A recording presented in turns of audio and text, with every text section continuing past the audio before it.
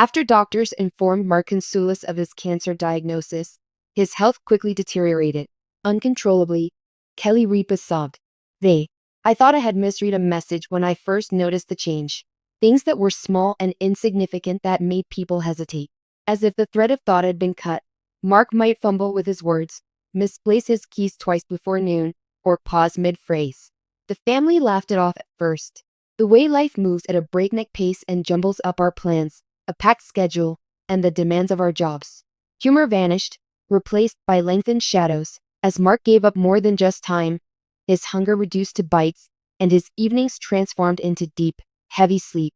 Its own distinct dialect conveyed the medical opinion, direct, clinical, and unexpectedly more personal than what the family was expecting. Medical tests that were supposed to be preventative ended up revealing a disease development no one had anticipated. As hot as a skillet, the word cancer lay on the table between Kelly and Mark, something that requires care, consideration, and a slow, delicate approach to resolve. This story revolves around that week and the days that sprout up around it like convulsions. Everything from the media's efforts to make tragedy into a show to the intensity of clinical lighting to the little obstacles that prevented a family from becoming news tickers culminated in a meltdown on a rainy afternoon. Because dread respects no schedules, the admission of Mark felt sudden. An argument about screenplays and the dog's stubbornness to be potty trained ensues. One minute the walls of your home seem to be the incorrect color in comparison to the weight you're carrying. The physician used the word aggressive to describe the cancer's unanticipated rapid growth. The office lacked theatrics, instead exuding the measured cadence of professionals who are skilled at breaking bad news without giving false hope. Even though Mark always seemed so assured and comfortable on camera, there was a human side to him that television never required of him. With an almost defiant or unusually stable demeanor, he took the news in stride. "All right," he said something, and it wasn't a little thing. Like someone who loves someone and knows how fragile the foundations of everyday life are. Kelly watched him with a quiet terror. With the ungainly efficiency of those who love fiercely, the household rallied. Kelly was proud and secretly scared of the children's regimented schedule restructuring as they rescheduled Michael, Lola, and Wachin. To get some help around the house, we called some pals. Michael negotiated free time to study in waiting rooms in between his other commitments. After compiling a list of questions to ask the doctors, Lola placed it in her mother's hand. At first, Mark was admitted to a regular ward, where the air smelled like sterility and everything seemed to revolve around meticulous procedures. Palliative variables, specialized treatments, alternatives, and chemotherapy were all considered by the doctors. Their conversation revolved over possible pads and therapies for the ailment. No one could say for sure. The medication represented a probability chart and the blueprint for the future. Stayed on the fence. Like a novice in a new profession, Kelly made her way around the medical complex. Her questions were as persistent as someone putting together a complicated device. She committed the faces of the nurses and the rhythm of their shift rotations to memory. She jotted down some notes. She became an expert at recognizing and using various lab equipment and understood the basic function of lab figures. Everything had become a vocabulary test. She was unstoppable. Like a flood, the journalists rushed in. Photographers set up shop at the front door of the medical facility. Words were sliced into predictions by the pundits. Requests and opinions were abundant in social media feeds. Kelly was caught in the midst of being in two places at once. Mark's actual sleeping quarters and an alternate universe made up of televisions and news articles. Various sites used the same image of Kelly leaving the facility with her head down and her mascara streaked. It caused a great deal of speculation and became a sign of anxiety. They tried to direct the narrative with a carefully worded notification, an expression of appreciation for the concern, and a request for privacy where they could.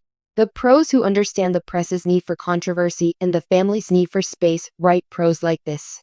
However, statements are like a sheet tossed into a gale. They are words you throw around in the hopes that they will hold. After being admitted for the third night, Mark's condition rapidly deteriorated. His body temperature skyrocketed, his blood pressure dropped, and the once humongous monitors became deafening alarms. The nurses swarmed in, their movements so perfectly coordinated that they looked like they had been practiced. The moment they rolled him to the intensive care unit, the family felt as if a lifeline had been cut, plunging them into an uncertain current. A unique structure of terror is displayed by the intensive care unit. Miniature rooms separated by glass walls and a time-erasing rhythm make it up. Devices monitor breathing. The skin is navigated by tubes. Their voices sound more stern and surgical. The doctors elaborated that a secondary infection and organ stress had now added to the original diagnosis. This kind of domino impact might surprise even individuals who have anticipated it. They reassured the family that they were attending to all the necessary matters. That forceful attention could stabilize him. Once more, though, no vows were exchanged. The world that Kelly knew shrank. The halo effect of screens and the constant stench of hand sanitizer accompanied her as she wound her way around the intensive care unit bed. She found a rhythm in the little acts. As he straightened a sheet and brushed a hair from one hand while holding onto his wrist with the other, the youngsters watched their parents like a compass and tried to figure out which way to go. After what seemed like a routine afternoon took a turn for the unexpected, Kelly left the waiting room to take a call. The list of things to do seemed to go on, and she had been very careful to note the names of people she knew who could provide advice, such as friends and doctors. A wave of dizziness hit her in the corridor, and she lost control of her limbs. As a whole, humanity became white. She fell to the floor in a heap, and for an instant, the din died down, came to a stop. As she sat there, a nurse who had been going over paperwork took her arm and began to offer some simple words of consolation. After administering fluids, someone was contacted to inform Mark's children. While the collapse itself was unspectacular, the implications it implied were devastating. There was no timidity in its pursuit of a spectator. After devoting one's life to maintaining a stable family, it was liberating to finally let go. The next day, the public reacted in 100 different ways as a photo of Kelly being helped into an ambulance went viral. While some expressed sympathy, others raised the question of whether the family had been careless in exposing themselves. A group of outraged commentators surrounded the hospital and agents, demanding answers from everyone who could provide them. The slow expiration of verdicts is not possible on online platforms. The private suffering of the family became a public spectacle in that same moment. Captions such as "Kelly Ripa collapses in tears" and "Mark Daniels' health deteriorates rapidly" were fabricated by headline writers. As far as the language was shocking, it was truthful. Everything that was delicate, exhausting, heavy, and encrusted with institutional routine was filtered through a prism that revered certainty. Time was indexed in segments in the intensive care unit. Scan results, dosing charts, blood draws. In an effort to turn schedules into something useful, Kelly tried to decipher them. She mastered the art of being both a rock for her family and their public face all at once. A strange duality that seemed precarious, like balancing on a thin wire. In the dead of night, she jotted down notes. Into Mark's clothing, she slipped them. Little insignificant items that would later feel like presents. Things to cook, embarrassing anecdotes, and plant care instructions. A combination of swiftness and care was used by the doctors during the operation. In order to treat the infection, they utilized both targeted medicines and broad-spectrum antibiotics. In private rooms, the team talked with specialists, re-asked for scans, and debated protocols. The healthcare industry and its patients often find themselves in a negotiating position. In an instant, they were in opposing positions across the tabletop. Friends showed up in regular waves.